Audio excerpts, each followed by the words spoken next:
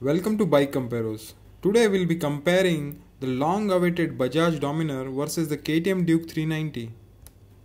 Pricing and features. The Bajaj Dominar has been launched at a price tag of 1.5 to 1.7 lakh rupees on road Delhi.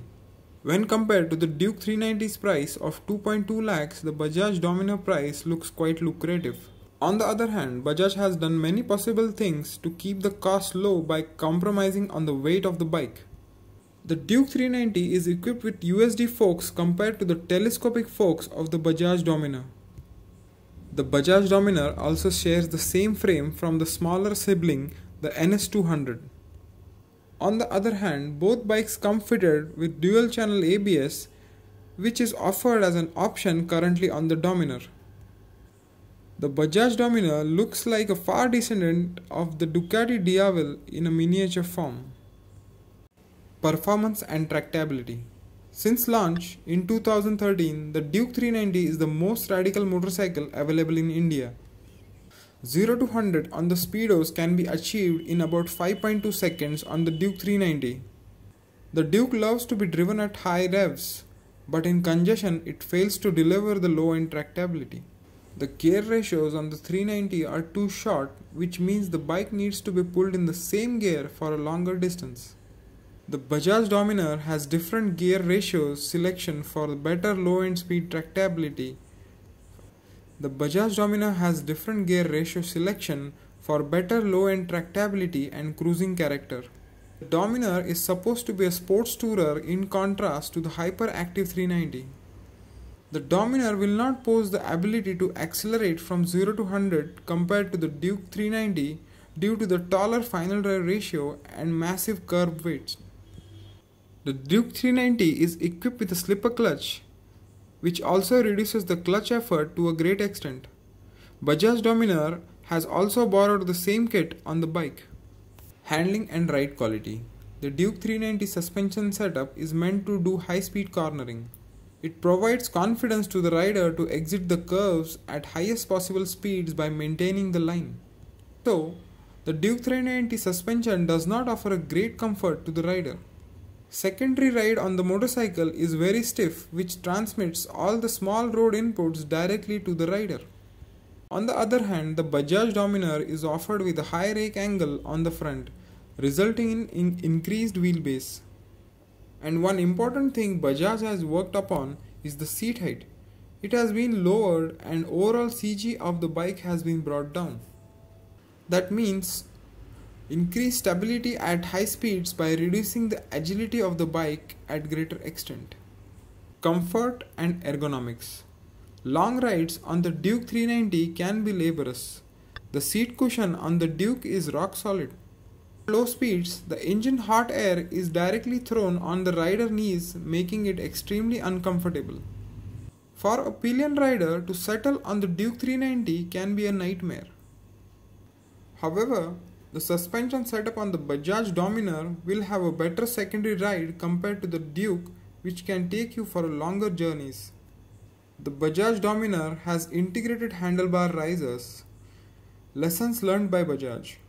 Bajaj Dominar has ample of space to sit for the rider as well as the pillion compared to the Duke. Dominar will be the second sports tourer after the Mahindra Mojo. Fuel efficiency. Both the Duke 390 and the Dominar share exactly the same cubic capacity engine of 373.2 cc. But, as the Duke is never in a mood to relax, the bike delivers a mileage of 22 to 32 kmpl depending on the road condition. Well, the Dominar manages to deliver a mileage of minimum 35 kmpl at most of the times, as Bajaj has always proven their competency in this area. The major difference will be the triple spark plugs technology on the Dominar for better fuel consumption and power output. Reliability and after-sales service. Bajaj's low-cost strategy has many times put the vehicle quality on stakes. But with technology sharing from the Austrian bike maker, Bajaj needs to learn a lot. We can expect niggling issues on the NS200 will be resolved on the Dominar. Bajaj has a vast network of more than 1500 touchpoints On the contrary, KTM has about 250 number of service stations across India. But the mechanics and the supervisors are really well trained to maintain your bikes. Talking about the reliability part, Bajaj needs to improve longevity of the motor and the suspension. Whereas the KTM's engines are well tested and have a great track record. Resale and cost of ownership. Bajaj bikes have always suffered from low resale value due to low reliability in terms of engine parts and suspension components. Bajaj bikes fail to maintain the retained newness factor for a long duration. Niggling issues are other key contributors as well. Moreover, the KTM feels like a premium motorcycle even though with the Bajaj's interference. But the bike is liked by the youth and most individuals have desired to own one. Due to the Duke's low initial price, a resale of 390 would cost around 50 to 100,000 grand cheaper based on the condition. Now let's come to the verdict. KTM Duke 390 has been in India for more than 3 years now and has proved itself as the most adrenal rushing motorcycle at affordable price.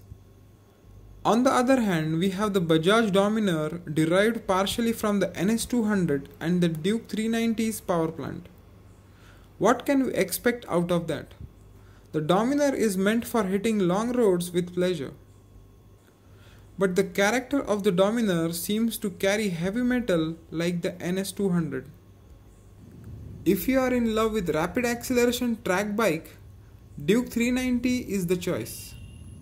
Or else you love the conquering long journeys, Dominar is the bike with better fuel efficiency and higher capacity fuel tank.